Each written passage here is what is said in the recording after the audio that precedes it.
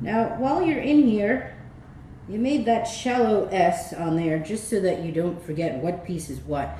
And for me, that's kind of annoying, and I don't like having these like excess things on there. So you can just take your finger and blend out the S now, because you don't need it anymore.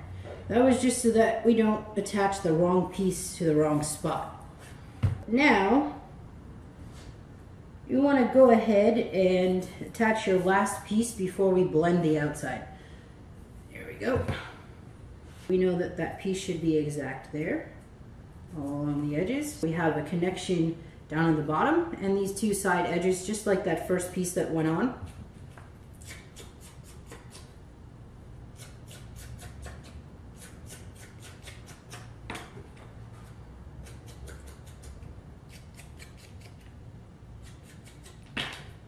All right, go ahead and follow it up with your slip. Spin that around for you. Slip there.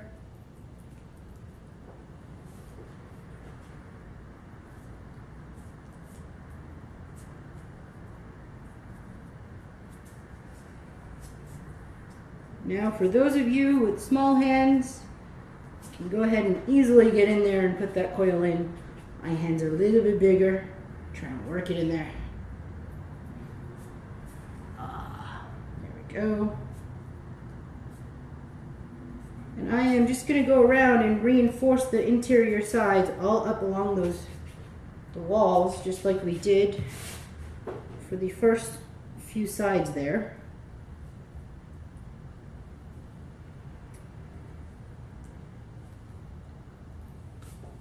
Alright, now I want to go ahead and clean up the outside seams, because where this box came together you have these weird joints. Go ahead and take your fettling knife and compress those sides.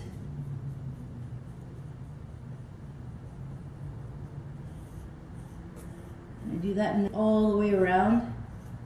You have a good connection. Get the bottom in there as well. Make sure that bottom has a good solid connection, or otherwise your bottom will fall right off of your box. You don't want that to happen. Go ahead and blend up there. You're just going to do that all around on all the sides.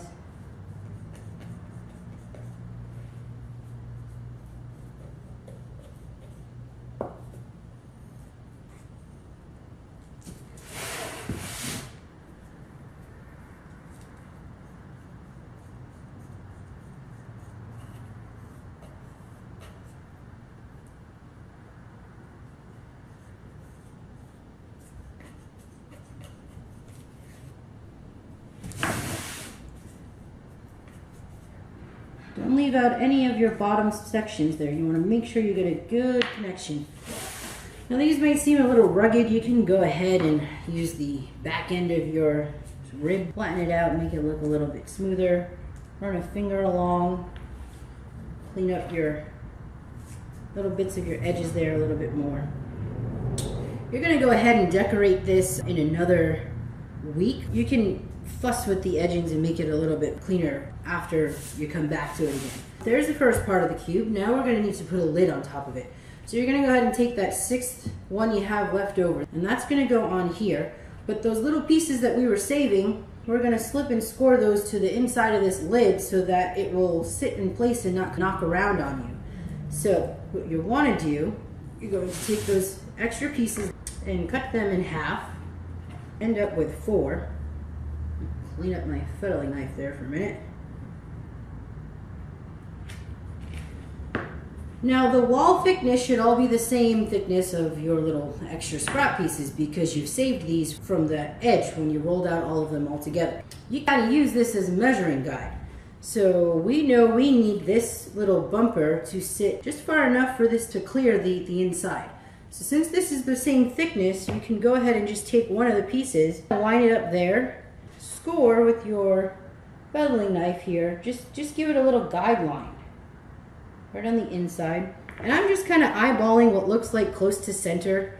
I'm going to do that on all 4 sides in the middle between these 2 sections. It looks centered. You're going to end up with these little 4 score lines that are just before the thickness of this piece. I gave it a little bit of extra because you want to make sure that the lid isn't too tight and that if you put it in the wrong position, the lid won't actually fit on there. The next thing you're going to do is those little score lines are there for you to put these little extra pieces of slab right in front of it. If we were to slip and score these 4 pieces right on the inside, we are going to end up forming a small little lid there like that, and that's what we want so that we can actually place that in and it doesn't go knocking around. We're going to go ahead and we're just testing it out. Now we're going to slip and score everything on like we normally do. Everything. Score right inside of that line that you made.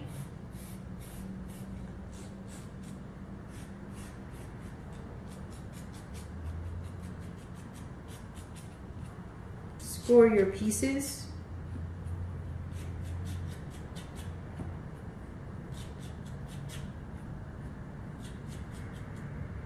Check that one more time. To me, this is a bit chunky. I don't know if I'm really happy about that being so chunky. I think I just might cut my little pieces down just a bit.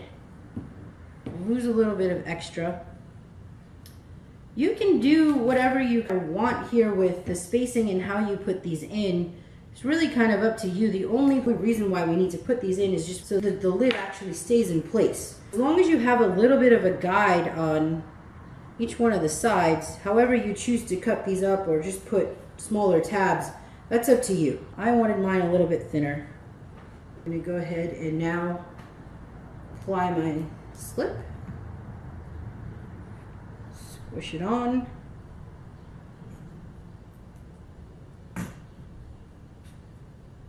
Squish it on. Maybe before you apply those other 2, get in there with a little bit of coil.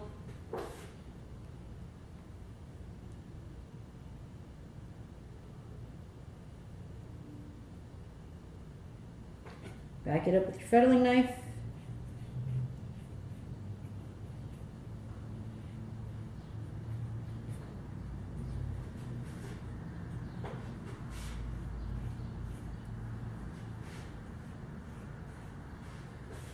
I only put coil on the inside, but you can certainly go ahead and put a coil in the outside of that piece. It'll help reinforce it. Add some more slip here. Get my last 2 guys on.